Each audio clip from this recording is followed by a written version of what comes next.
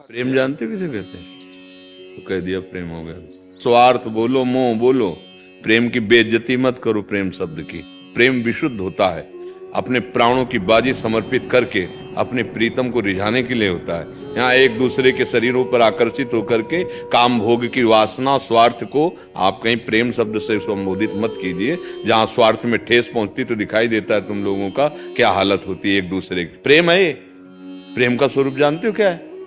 तभी मना करते हैं कि जो नई अवस्था के बच्चे हो, अभी पाणी ग्रहण संस्कार हुआ, अपने जीवन का नाश कर रहे हो, इसके बाद समझते हो हम प्रेम कर रहे हैं, ये हमारा कर्तव्य है। ये तुम्हारा कर्तव्य है। इस समय व्यायाम करके या अपने धर्मानुष्ठान के द्वारा अपने ब्रह्मचर्य को ठीक करते हुए, इंद्रियों को सदमार्ग में विद्या अध्ययन के द्वारा विनय आदि सद्गुण प्राप्त करते हुए, राष्ट्र सेवा या भक्ति भावना या अपने माता पिता की सेवा, उत्तम कार्यों के द्वारा धन को, इसमें बुद्धि लगानी चाहिए कि इसमें लगानी चाहिए। आज शासन ही तो हट रहा है ना, धर्मशास्त्र का शासन मान रहे हैं, ना माता पिता का शासन मान रहे हैं, तो क्या समझ, यही दुर्दशा हो गई। दुर्दशा यही हो रही है, यही दुर्दशा हो रही। फिर आगे जानते हो क्या करोगे? इस शरीर को नष्ट करने की सोचोगे। मर्जी वही लिखा है। हाँ, वही लिखा कि हम पहले बता रहे हैं। जब पापाचरण करोगे, व्यभिचार प्रवृत्तियों में उतरोगे, अभी तुम्हारी क्या अवस्था है? ये अवस्था तुम्हारी व्यभिचार करने की है कि ब्रह्मचर्य से रह करके विद्या अध्ययन करना, सतमार्ग पर चलना, इसके लिए है। फिर इसके बाद डिप्रेशन आ जाएगा और फिर इसी भाव में आ जाओगे। बच्चा, अभी अवस्था अनुशासन में रह करके जीने की है। अब आज हमारी परंपराएं ही नष्ट हो रही, गुरुकुल ही नहीं है, वो मर्यादाएं ही नहीं है जिससे हमारे बच्चे जान पाए कि हमारा जीवन किस मार्ग में चलने से मंगलमय होगा। ये अवस्था है ब्रह्मचर्य नाश करने की। बहुत नुकसान हो गया गुरुजी में। एक आज से समझ जाओ बच्चा, आज से समझ जाओ, अब लो नशानी अब ना नसयो, कोई नहीं, शांति से। हमसे फिसलन हो गई, हमसे गलती हो गई, उसको संभालो। अब उसको इतना दिमाग में ना ले लो कि आप डिप्रेशन में पहुंच जाओ। आप शरीर नाश के विषय की बात सोचो। गलती सबसे हो जाती है, मार्ग में चला जाता है, कभी त्रुटि हो जाती है, ये बहुत बड़ी गलती है। क्योंकि इस समय ये गलती करने का अवसर नहीं है।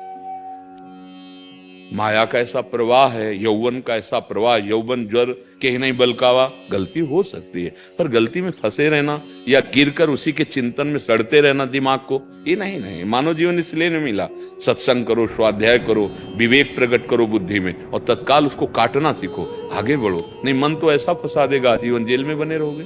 पूरी सृष्टि जो भगवान के ईश्वरी शक्ति से चल रही, उसको पहचानो। उस ईश्वर ही सब में है। स्त्री पुरुष के वस्त्र हैं, ये पोशाक हैं, ये धर्म का पालन करने के लिए पाणी ग्रहण संस्कार करना, बच्चे उत्पन्न करना, उनका पालन पोषण, ये धर्म के लिए। और जो धर्मो रक्षति, तो रक्षिता धर्म उसकी रक्षा करता है, और धर्म से चलने वाले का परिणाम आखिरी मोक्ष होता है। बीच में अर्थ और काम है, धर्म अर्थ काम मोक्ष, वो परिणाम आप कोई सुनना ही नहीं चाहता। छोटे छोटे बच्चे नशा कर रहे हैं, नाना प्रकार के अस्त्र क्रियाओं के द्वारा वीर का नाश कर रहे हैं। ब्रह्मचर्यहीन जीवन क्या जीवन? गंभीर बनो, विश्वास करो, भगवान बड़े कृपालु हैं। कितना भी कोई गिर जाए, हमारे प्रभु पिता के समान उसको दुलार करते हैं। ये बातें तो बिल्कुल जो लिखी है ना तुमने, तो ये बिल्कुल सोचना मत। तुम अच्छे बन जाओगे, तुम महान बन सकते हो। एक से एक पतित वैश्यागामी भगवत प्राप्त हो गए, तो तुम तो अभी बच्चा हो। हम केवल नाराज तुम्हारी अवस्था के कारण है कि तुमको जिन खेलों में नहीं उतरना चाहिए, उन खेलों में उतर गए। अब बंद करो, कुछ दिन जैसे व्यायाम करो, 2 किलोमीटर दौड़ लगाओ, थोड़ा अच्छे पदार्थ पाओ, गंदे दृश्य मोबाइल में मत देखो, गंदे बच्चों का संग मत करो, कोई हरकत गंदी मत करो। अभी 1 साल में आप फिट हो जाएंगे। जो धातु है उसको घर्षण क्रिया से गर्म करना या गंदी बातें देख करके, एक मनोवाह नाड़ी है, वो पूरा जैसे दही से मंथन करके मक्खन निकाल देती है, ऐसे रक्त में समाये हुए सप्तम धातु को निकाल देती है वो। चाहे वो स्वप्न दोष कहो उसे, या फिर ऐसे स्वाभाविक। अगर आपका चिंतन एकदम गलत हो जाएगा और तदात्म हो जाएगा, तो नष्ट हो जाओगे, मतलब आप नहीं रोक पाओगे। आप अपना पहले चिंतन संभालो। गंदे दृश्य देखना, गंदे बच्चों का संग करना, गंदी बातें सुनना, फिर क्रियाओं पर दृष्टि डालो। कदापि ऐसी गंदी क्रियाएं नहीं जो आपको इस दुख में पहुंचा दे, तो बिल्कुल ऐसा नहीं, ठीक है ना। 2 किलोमीटर रोज दौड़ो, थोड़ा दंड बैठक मारो, शुद्ध व्यायाम। थोड़ी देर बैठकर, अगर पद्मासन में बैठ जाओ, नहीं आता बैठना, तो ऐसे सुखासन में बैठ जाओ, थोड़ा प्राणायाम करो। जो योगी महापुरुष जन शिक्षा देते हैं, वो स्वास्थ्य के लिए बहुत लाभदायक है। प्राणों का जब संशोधन होता है, तो हमारे सोए हुए जो अंग हैं वो जागृत होने लगते हैं, हमें ज्ञान शक्ति बढ़ती है, हमें अध्यात्म शक्ति पाने की लालसा जागृत होती है। योग बड़ा पवित्र मार्ग है।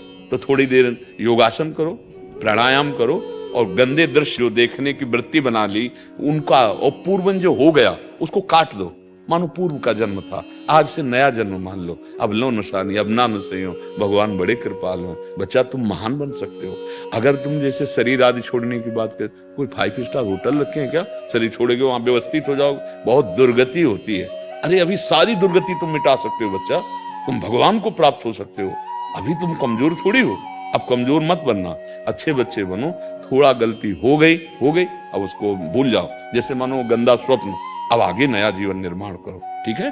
हाँ, नाम जप करो, पहले नाम और जो आचरण बताए ना, पहले आचरण करो बच्चा।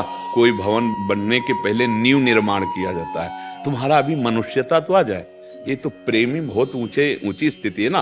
पहले हम मनुष्य बने, फिर हम साधक बने, फिर हम साध्य वस्तु में तन्मय हो, तब प्रेम का प्रादुर्भाव होता है। तो चलो यही मार्ग है, चुपचाप पहले चलो, अच्छा भोजन करो जहां तुम जो व्यवस्था हो, और ये जो हमने बताया प्राणायाम व्यायाम इनको करो, और कोई गंदी हरकत मत करना। अभी देखना 2-4 महीने थोड़ा, फिर इसके बाद धीरे धीरे वो स्वाभाविक रुकने लगेगा, और जहां रुकने लगेगा तो वो परम शीतल है, वो स्मृतिवान बना देता है, वो अध्यात्म शक्ति प्रदान करने वाला है।